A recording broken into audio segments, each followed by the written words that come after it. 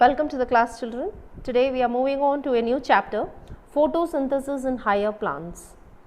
So for your information, this academic year you can find two chapters been eliminated from this unit. So this unit, basically speaking, it is dealing with the plant physiology, which means the functions of that are taking place in a plant. Okay, all the functions that is dealing with in this unit.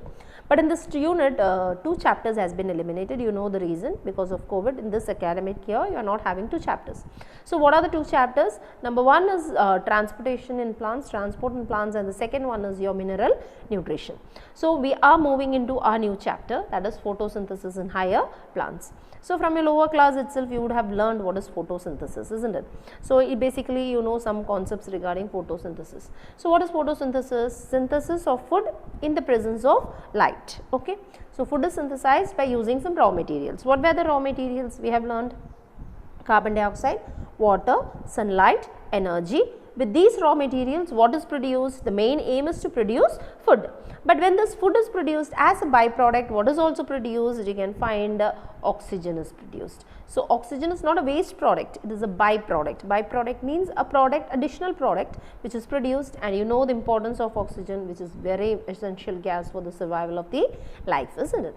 So this is the products when you are seeing, it's the food as well as the oxygen which is released as a byproduct is a product of photosynthesis, and food as well as this oxygen is very essential for life.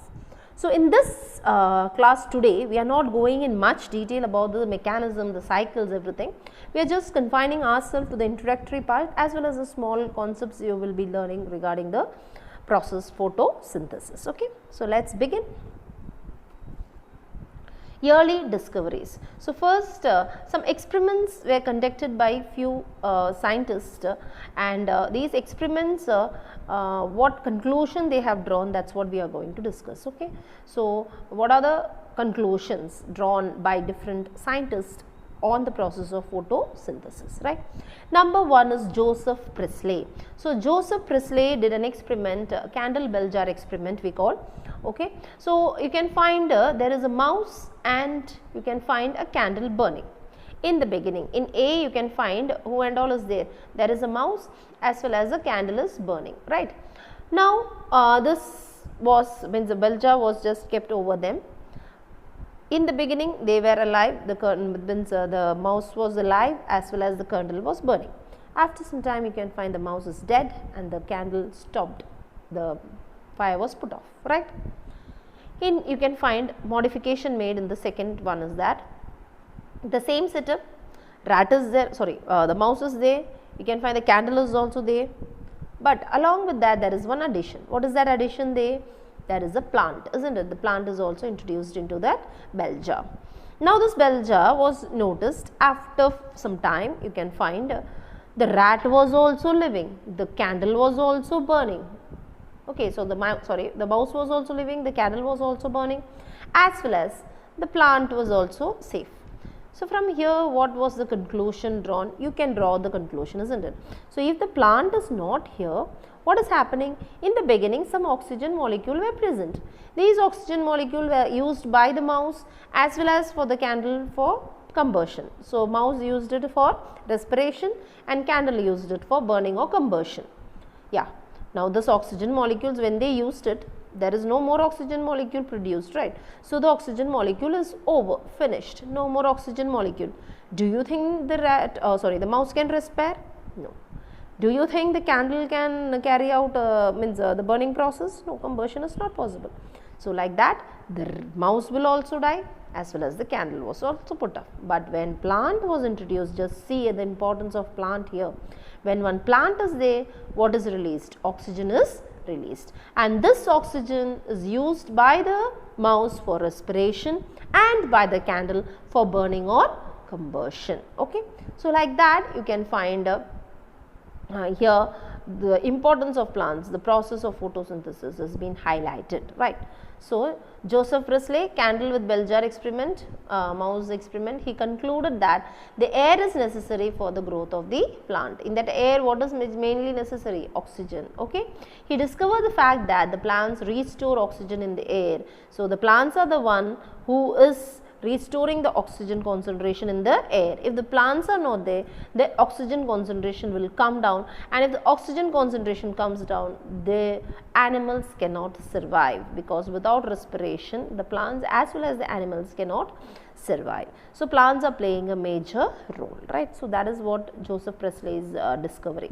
Now moving on to the second one, Jan Ingenhousz. So what did he do? That is that experiments with aquatic plant in light and dark. He experimented with aquatic plants, both keeping in dark as well as keeping it in the light. In the presence of light, in the absence of light, he have cultured these aquatic plants. Okay. So after doing this thing, he concluded that in the dark you can find that the photosynthesis is not taking place, and in the light only, the sunlight only, what is happening, the photosynthesis is taking place and the process is continued, and they are releasing a gas which is responsible for purifying the air. Okay. So he concluded that sunlight is essential for plant processes. Without sunlight, only in dark, no food can be produced, no oxygen is released. So if oxygen is not released, obviously purification of air is not taking place. That was his conclusion, which was drawn by what? Jan Ingenhousz. Okay.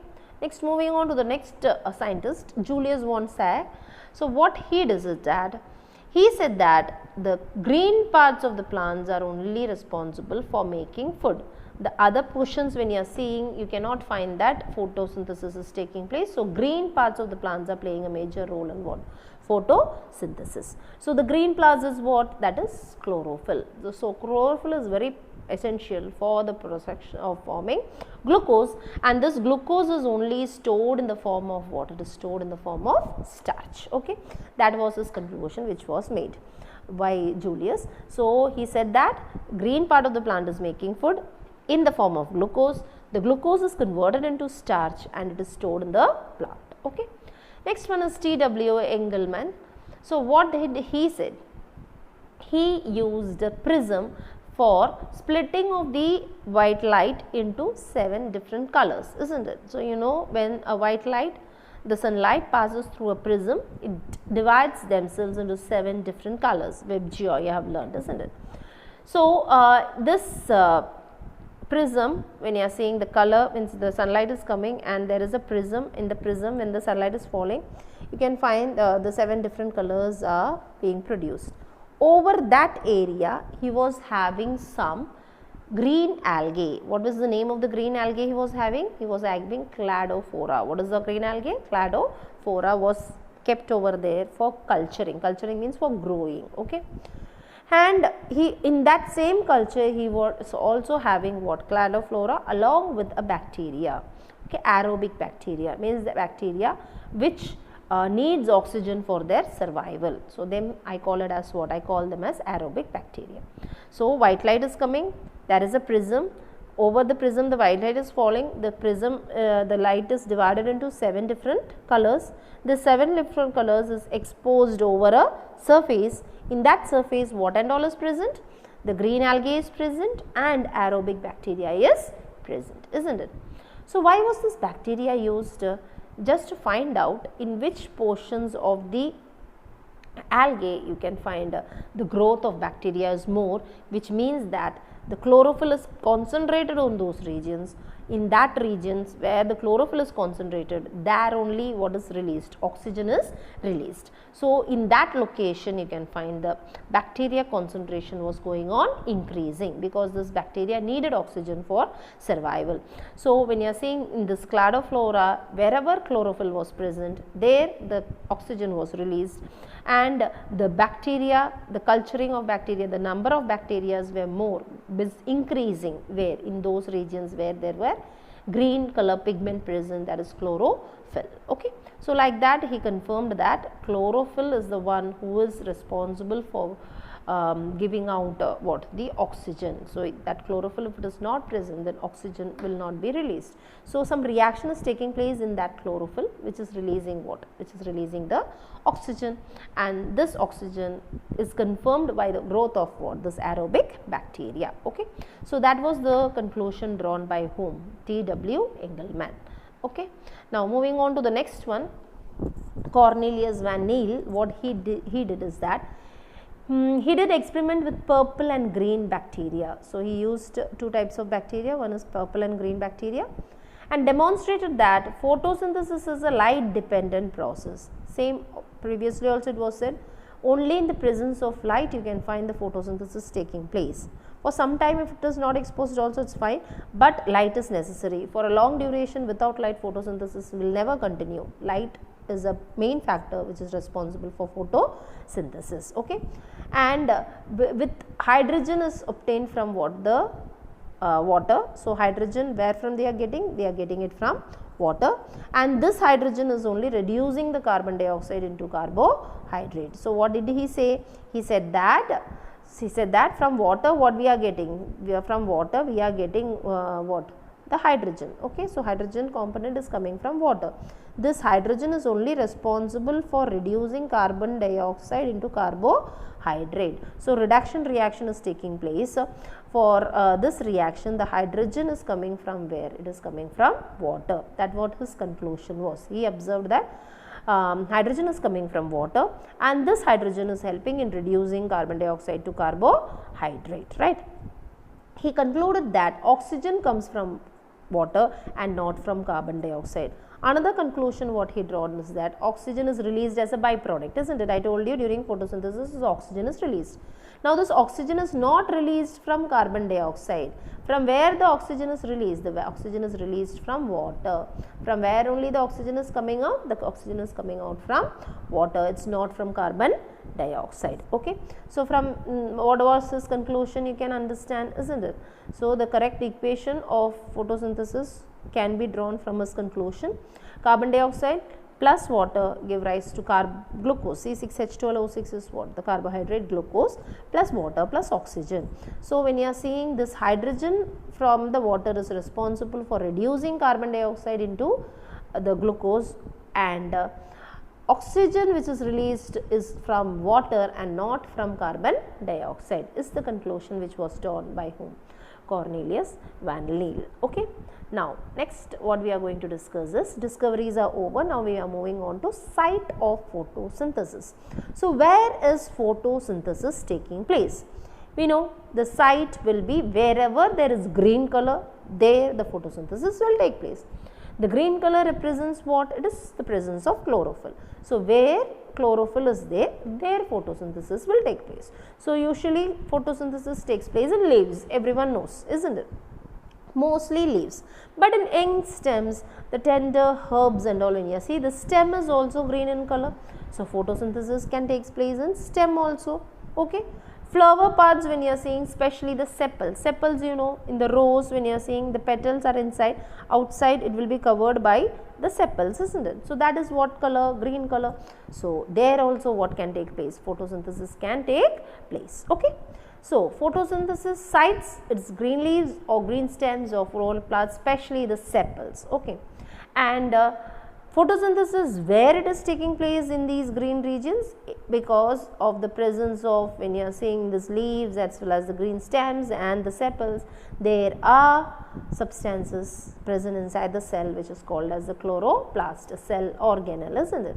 So the cell organelles which are present in the mesophyll means in between the region of the leaves there is a region, this region we call it as what? The mesophyll. This is upper epidermis, this one is lower epidermis, in between this region we call it as the mesophyll.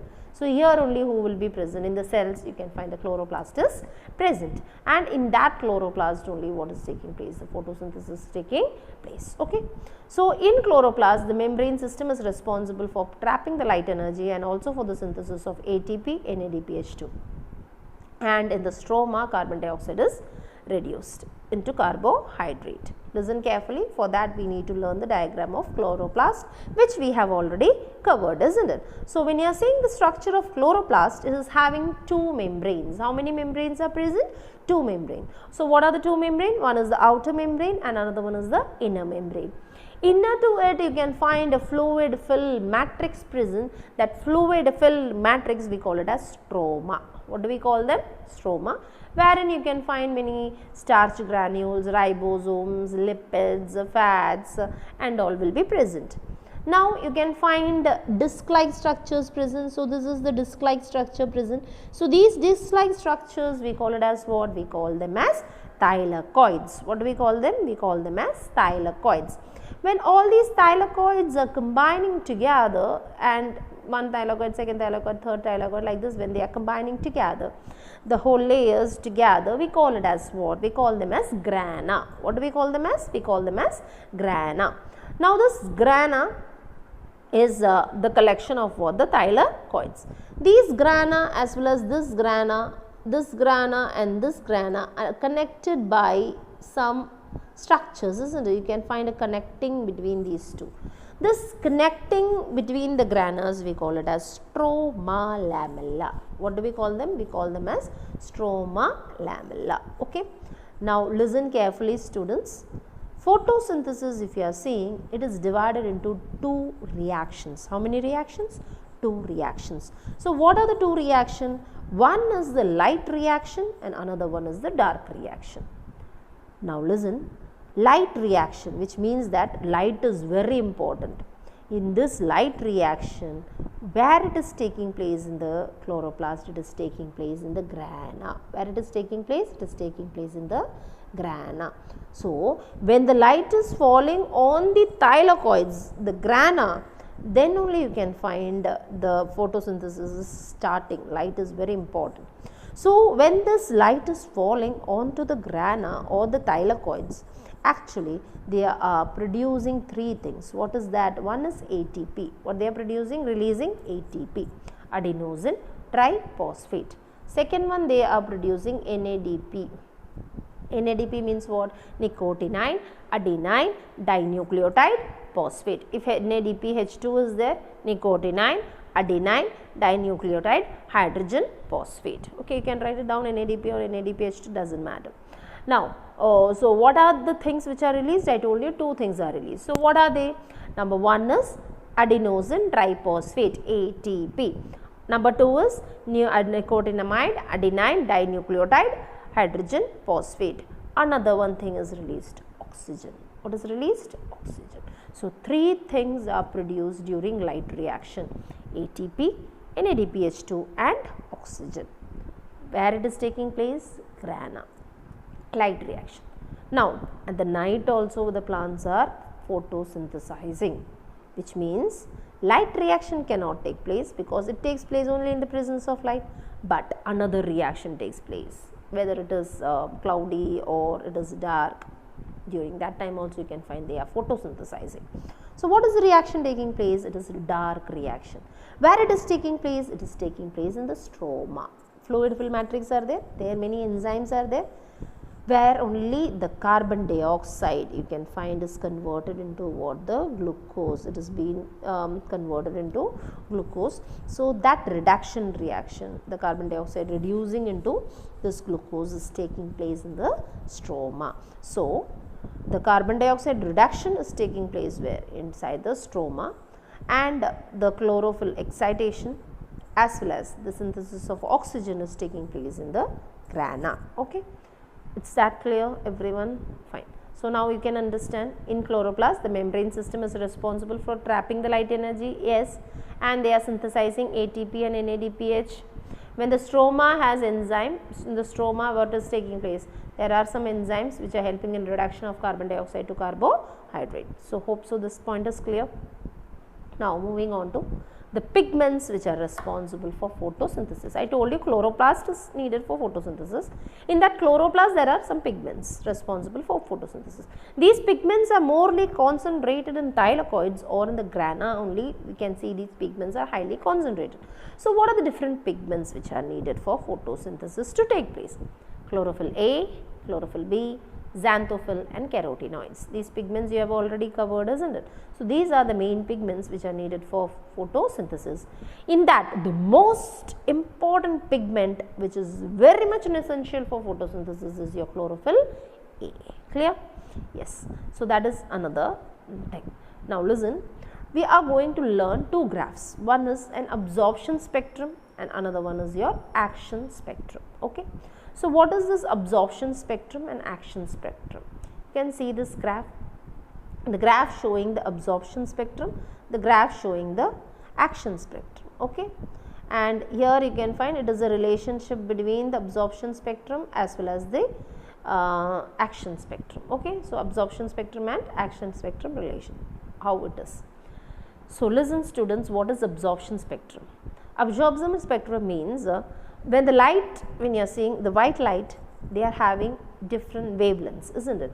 There are different means colors, when you have learning violet, indigo, blue, green, yellow, orange, red, all these colors are produced when you are passing through a prism at particular wavelengths only they will be traveling. Okay, so each and every color is having particular wavelength, what they are having, particular wavelength. Okay, so when you are seeing the absorption spectrum of light by chlorophyll pigments, you can find the chlorophyll A wavelength when the wavelength goes on increasing. Okay, so you can find at some places the chlorophyll when you are seeing absorption of the light is more, the more amount of at that wavelength you can find the absorption of that light is more, means the light is absorbed at high concentration. So graphically you can find how it is given, you can find, isn't it, is going like this, coming down, then absorption is not taking place, again they are moving, there are two peaks, right. So like that you can find this graph is representing the wavelength at which the absorption is more and absorption is less. So this is more here, when you are seeing in this place it is more, it is going down, here there is no absorption. Okay, so this is the wavelength and this is the absorption, right. So carotenoids, when you are seeing, it has been given like this, isn't it. So they are having a different absorption power.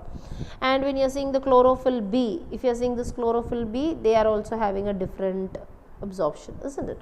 So like that absorption by different pigments are different, right. Action spectrum, what is the next one? Action spectrum. So here as the wavelength increases, as you can find the wavelength of light is increasing, you can find what is action means. Absorption is taking place, fine, the light is absorbed. By that what is produced? What is the process going on? Photosynthesis, isn't it? So action spectrum is representing in which region the photosynthesis is high and which region the photosynthesis is low. Okay, so photosynthesis will be at its peak at some wavelength and at some the photosynthesis will be very less. Okay, so that has been represented graphically in the action spectrum, right. Now I think it's clear. One is your absorption spectrum. So what is the absorption spectrum saying? In which places the lights are absorbed. Okay, some places much amount of light will be absorbed, in some places much less will be absorbed, based on the wavelength it changes.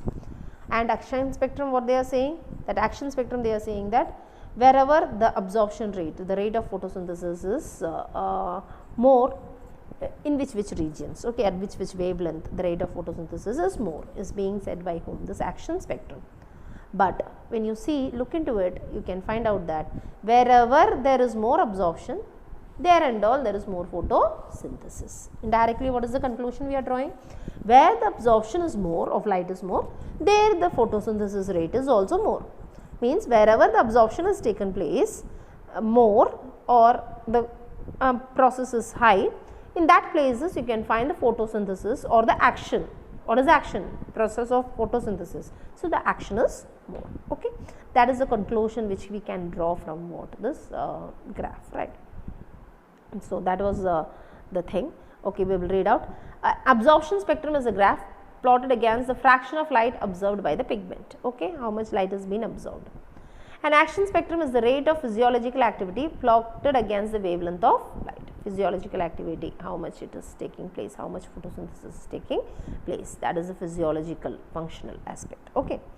Photosynthesis systems are pigments that are organized in the thylakoid membrane. So photosystem, when you are seeing this, chlorophyll A is only the main one I told you. There are some accessory pigments. So what are the accessory pigments? Chlorophyll B, okay, xanthophylls, carotenoids are all what? Accessories, helpers.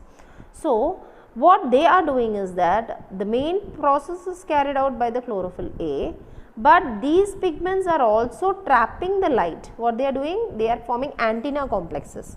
It's like antennas, they project out and they trap the light and give it to whom? They give it to chlorophyll A, so that the chlorophyll A can carry out the function of what? Photosynthesis.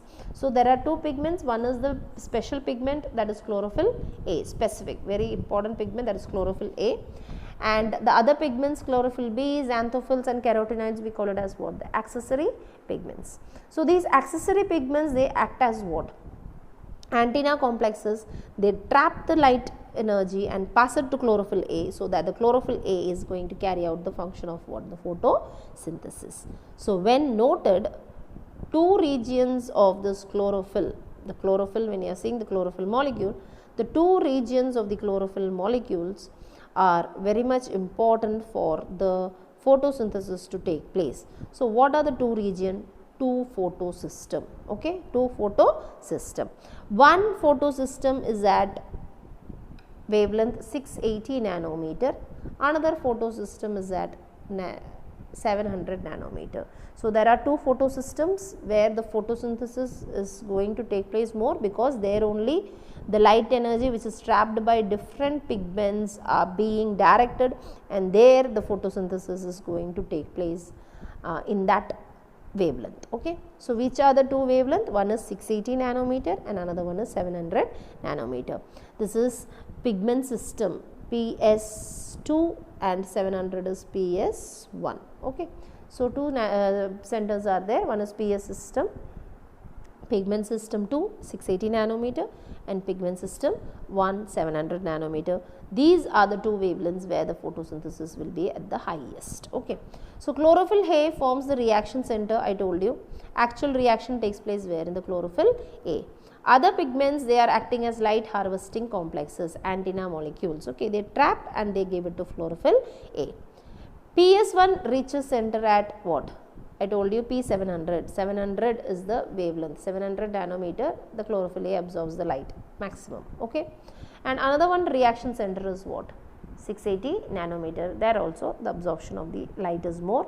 And these two wavelength, when you are seeing 700 nanometer of light and 680 nanometer of light in the chlorophyll molecule, only what is taking place? You can find the photosynthesis is taking place. The light reaction of photosynthesis is taking place. Hope it's clear and you don't have any doubt. In the next class, we will be discussing the first reaction, that is light reaction, right? So it's clear, dear students, I hope so. So photosynthesis takes place. For this photosynthesis to take place, there are two pigment system involved, pigment system 1 and pigment system 2. Pigment system 1 is at 700 nanometer of light, wavelength of light, and 680 nanometer pigment system 2. In these two regions only photosynthesis, light reaction of photosynthesis is going to take place. That we will discuss in the next class. Okay. So today we have discussed various discoveries of related to photosynthesis. Then we discussed about pigments which are involved in photosynthesis, right? Thereafter we discussed about the action spectrum and the absorption spectrum. Then we discussed about the chloroplast structure, the site of photosynthesis, that is the chloroplast. So just go through this, that not much important question has come till now, but what is the difference between action spectrum and absorption spectrum is one question which can come. Okay. For next class, it's very important, light reaction, dark reaction, such cycles we are going to learn. Okay. Okay. Good day, bye.